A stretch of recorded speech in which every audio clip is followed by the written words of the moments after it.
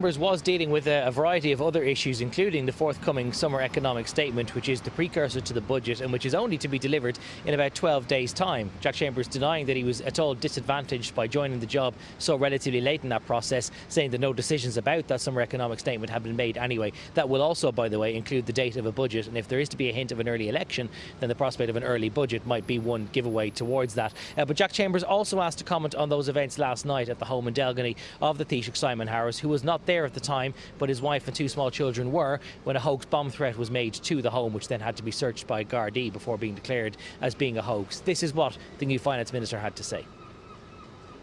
Look, it's a great honour for me to serve as a senior minister and as Minister for Finance. I just want to say how shocking the incident was at the Taoiseach's home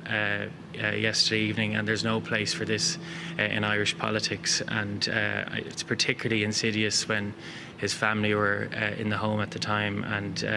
for anyone to intimidate or threaten any family, but in particular to target the Taoiseach's family is an absolute disgrace.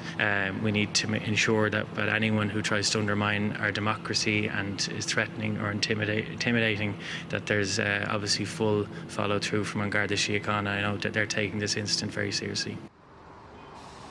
Now, as I mentioned, the Taoiseach wasn't home last night because he was in the Dáil for a series of votes, including the ratification of the EU Asylum and Migration Pact, which passed last night by 79 votes to 72. No comment from a spokesperson for Simon Harris either, although the Taoiseach is expected in Brussels in a very short coming period where he's due to be attending a summit of EU leaders, so he may be asked to give his comment on this issue then. One other issue on his plate for this afternoon, aside from that meeting of EU ministers, will be the appointment of a new junior minister. Jack Chambers was already in attendance at Cabinet as a so-called super junior minister. That job will have to be given to another member of Fianna Fáil this afternoon, and that will also mean perhaps the vacancy of another junior ministerial position which has to be appointed by Cabinet, likely to happen